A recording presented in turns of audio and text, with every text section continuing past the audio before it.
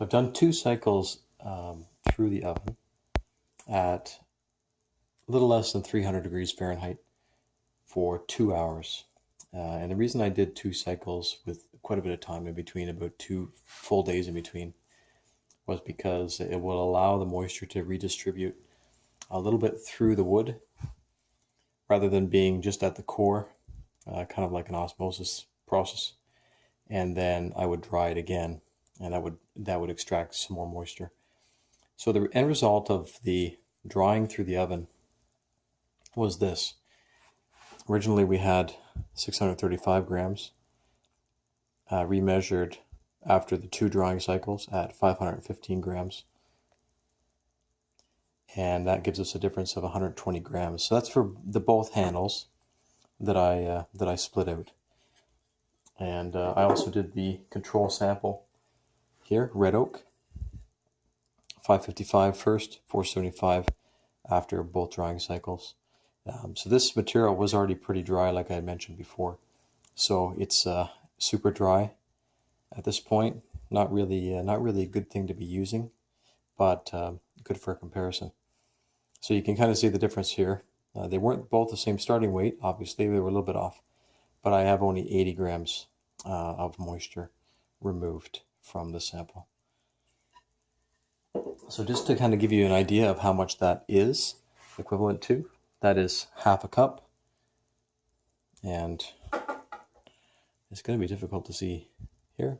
That's half a cup of water in there. So that's what was removed from both of those handles. I don't know if I recommend this process yet because I don't know what this drying process has actually done to the wood. It may make it brittle. It may make it difficult to work. It could be anything. So really not ideal. You should be letting the wood dry naturally. It creates a more supple wood that will last longer, be a bit more springy. But this is the only process that I have available to me at this point without waiting a really long time. And again, the whole purpose behind that is when you fit this portion through the eye of the hatchet head, you cannot have this shrinking afterward. It's just going to loosen up. You really want the opposite. So you want this to be as dry as possible. Shave it down to the appropriate size, fit it in, and even a little bit of expansion happening. And that is the ideal scenario so that you get a hatchet head that never loosens up. So the next step, and it's a long step, is going to be to fit both the handles into the hatchet head. We'll do a little refining on this. Some of that can be done at the very end. It's really most important to fit this section first. And just so you get an idea, if you look at the top, look at the warpage that's happened here. So if I take a measurement, I have the original measurement here. I'll take a measurement to compare it. So originally 1.889.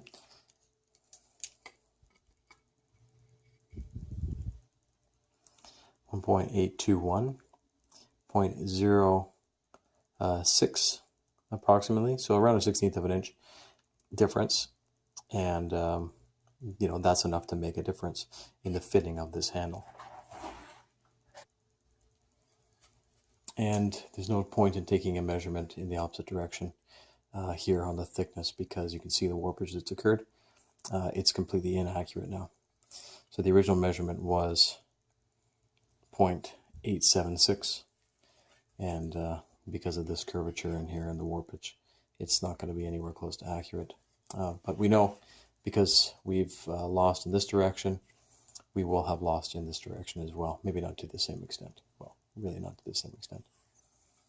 Okay, so next step, we'll take it to the shave horse here and fit the eye. It's going to take quite a while to fit that. Refine and do that for both handles.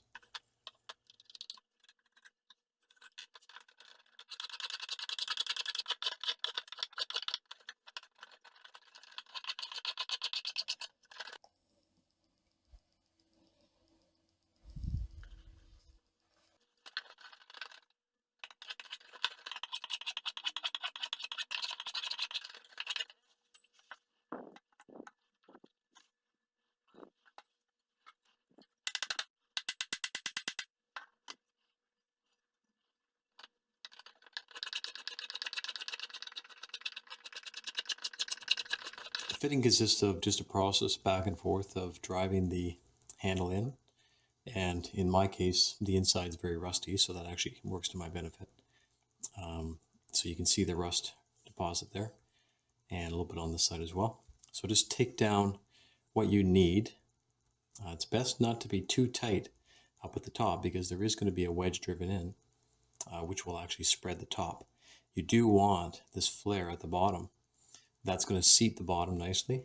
And the other really critical component is make sure that this dimension fills up as much as you possibly can of the eye of the hatchet head. So that's going to prevent the hatchet head from rocking over time with use. Okay, so back and forth, I'll do a little bit of refinement and we'll come back to it. This is what you're looking for. You want to make sure that this saw curve is not pinched.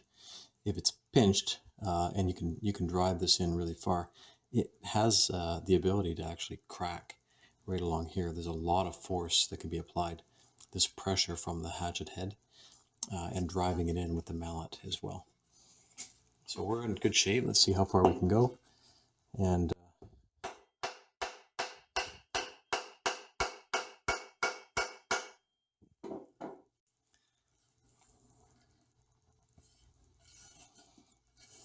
very close. I think we can take it the rest of the way. So this is what you're looking for. Really nice and tight around the entire perimeter here. And that will make sure that this never falls out. There is pressure inside.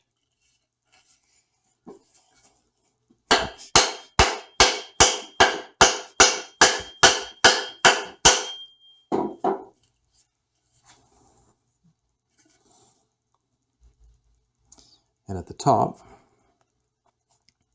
you will find a small amount of pinching, and that's okay.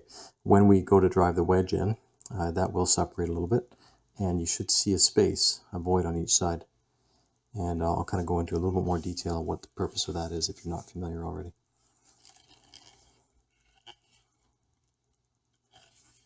Going on inside of the hatchet head, and this is why, if you do this properly, you should have no issues with it flying off. It is tapered like an hourglass. So what's going to happen is the bottom is going to seat nice and tight on the wood. As the top section goes through, it will come through more or less straight here, and you'll drive the wedge in. When the wedge comes in, it will spread out the top, filling that void and allowing it to seat nicely on the top and the bottom, and then you'll have a nice snug fit, so no issues that way. And if you're not familiar with that process, it's done with a tool like this. Wedge shaped, it's driven in from the top and from the bottom, and in the middle,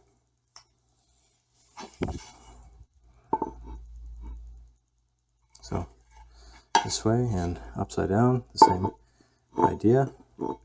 And in the middle, you're left with a shallower or narrower section.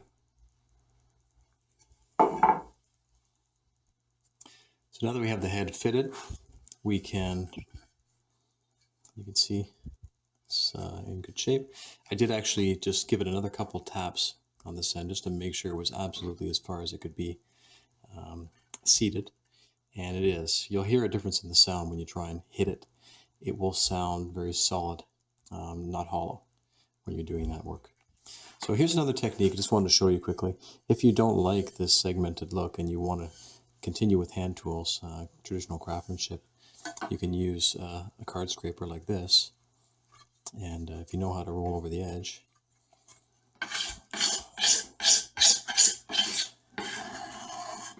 see if I can show you some of the shavings that come off. It tends to ignore any of the unique grain that you would have and give you a really nice finish.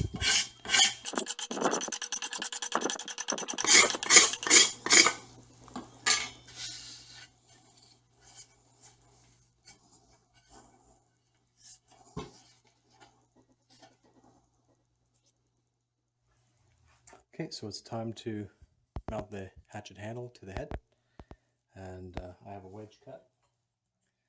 These should be a little bit softer material than the handle. So this is actually soft maple. It's quarter cut. That should do just fine.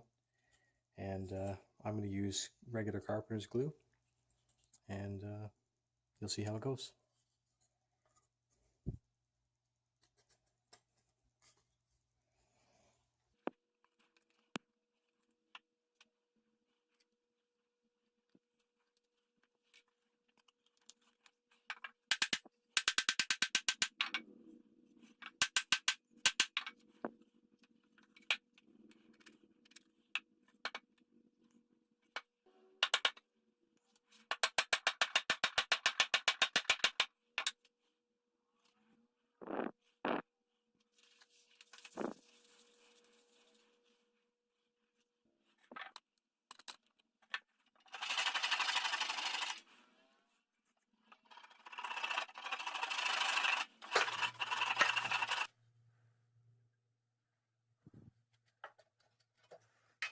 Okay, second last step before we're done the handle, use some propane torch and torch the handle, make it look a little bit more authentic.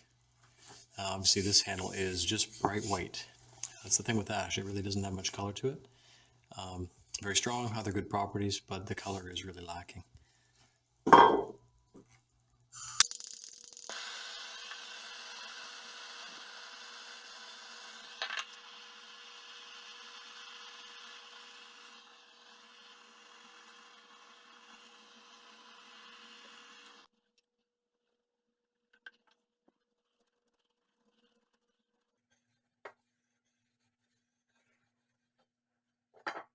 Here's the finished product.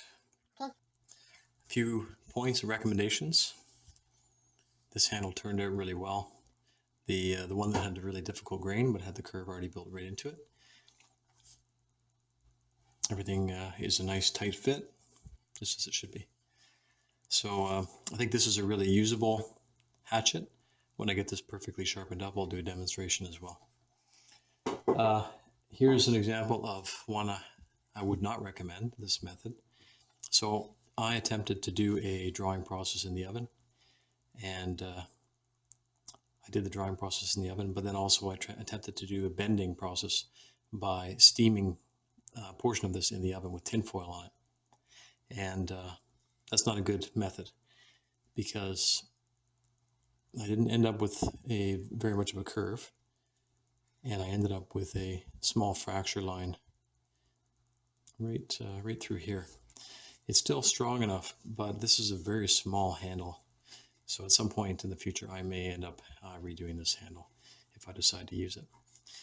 But for the sake of completing the video, we'll call those two done. Linseed oil on both.